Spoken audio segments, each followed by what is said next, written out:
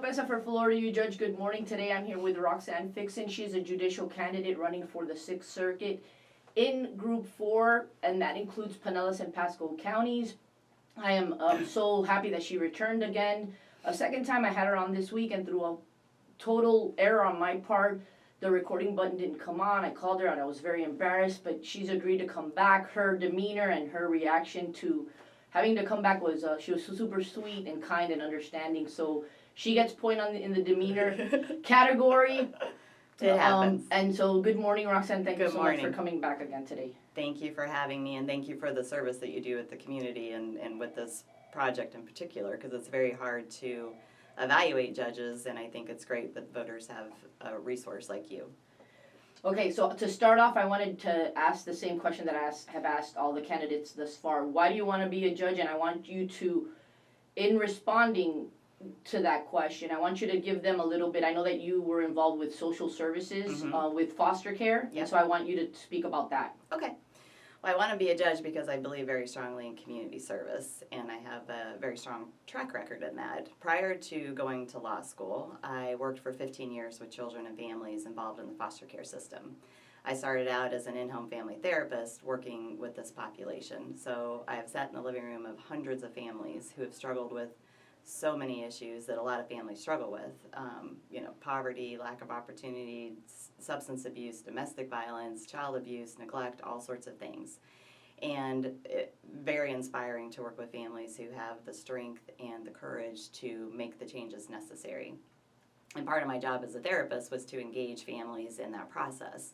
And those families obviously were under stress and had a lot at stake. So it takes a special skill, I think, to engage people meaningfully in a process, which is very much what a judge needs to do in the courtroom. From there, I started to create and develop and supervise a variety of treatment programs for that population. And eventually, when Governor Bush and the legislature decided to privatize foster care, I wrote a proposal and it was accepted. And so my agency was the very first agency to transfer foster care services from the state of Florida to the Pinellas and Pasco communities. At that time, I was responsible for the safety and well-being of 4,000 children with hundreds of staff, hundreds of foster parents, and dozens of contract providers was under my responsibility. So it was pretty common night that I would be called at 1, 2, 3 o'clock in the morning with a crisis. And it was imperative that I gather the right kind of information because I was going to make a decision that was literally going to impact somebody's life. Those skills are very important for a judge as well. But I have experienced, I can't think of any issue I haven't experienced that somebody in the community has had to deal with through that. But I think you told me that you had like 4,000 cases that you had to manage. 4,000 children were in the foster care system when I was responsible for it, yes. Okay. Let me ask you, many of the candidates I hear being asked as to their trial experience. What are your thoughts as to the significance of that? I think the trial experience is overvalued, and I kind of understand it. I mean, it's subjective, it's measurable. You can count how many trials. The television portrays that judges spend all their time in trials, but the reality is that a minority of the judge's time is spent actually dealing with trials. 100% of the judge's time is spent trying to engage people meaningfully in the judicial process, and that takes a special skill. The other 100% of the judge's time is spent making decisions about people's lives. So I think when, as a voter, you're looking to evaluate a judicial candidate, the benchmark isn't trial experience. I think that that's a skill for sure that is helpful, but that's not the majority of a judge's time. I think the benchmark is, what are the skills? Does this person have the capacity as a judge to engage people who are stressed out because they're in court, they're scared, there's a lot at stake? Do they have the skill to be able to engage them meaningfully in the process? And does the judge understand that this may be my 50th case today, but this is your only case as the party that's in that courtroom, and to treat every case as if it's the most important one because you're going to make a decision that's impacting people's lives. And as a voter, I think those are the benchmarks that are way more appropriate than trial experience. Now that you're talking about it being the person's one of the most important days of their lives because they're in a very stressful situation when they approach a judge in a courtroom and they have either it be civil or criminal, they're stressed out. What should the ideal situation picture look like? when there's an interaction between a person that has a case pending and the court? I think the judge needs to first and foremost understand that every single person who's standing in front of that bench is scared and stressed and confused. And that the judge first, I think, needs to make a human contact so that people can relax. The judge needs to be able to understand, to be able to explain and educate in a way that's in words that are understandable, the process and what's happening. Be able to ask the right kinds of questions to the participants. There's all kinds of ways to gather information. You know, for example, asking a defendant if they're on psychotropic meds, they're going to say no, generally, because that's not a normal phrase, even though that's the technically correct phrase. But if you ask a defendant, you know, are you taking a pill that quiets your mind, the defendant will probably understand what that means. So there's different ways to ask questions, and a judge needs to be able to do that. And the more the defendant is allowed to tell their story or get their story out, then the more comfortable that they are in the process, and a judge needs those skills. Okay, let me ask you about this. I often hear that for female candidates, some females sadly think, oh, I'm going to run because I'm going to get a bump or I'm going to win by virtue of my gender. Right. I'd like for you to speak about that. Should that be a consideration of voters or for a candidate to think, oh, I'm going to just run because I'm going to have an advantage by virtue of my my gender, and that some women voters are going to be stupid enough to just vote based on gender without doing any due diligence or vetting the candidate based on the qualifications and merits regardless of gender. Can you speak to that? Of course.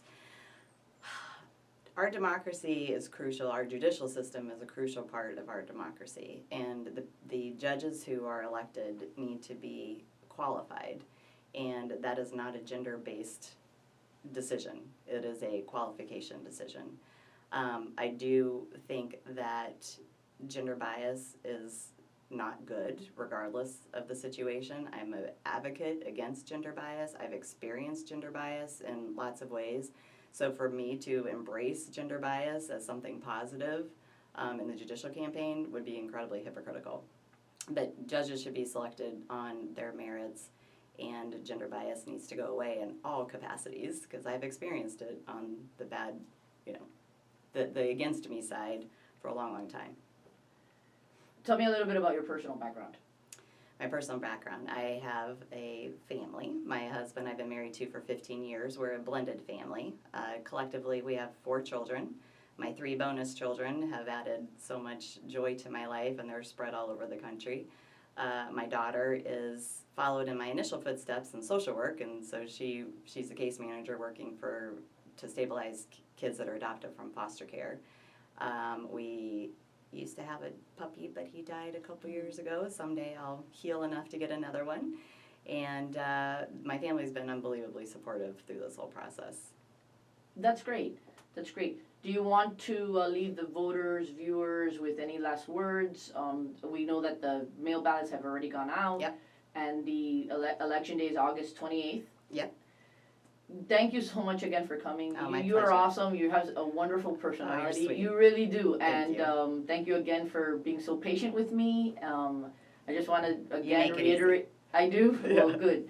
I want to reiterate to the voters that she did come in, took out of her very busy campaign work schedule.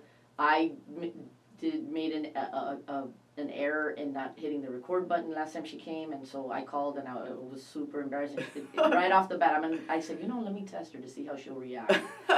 And you know what? She passed. She passed because she was just very understanding and said, absolutely, it happens, Haiti, don't worry, I'll come back again. So yeah. She gets points for that. You want to leave the voters, viewers with any last words? Sure.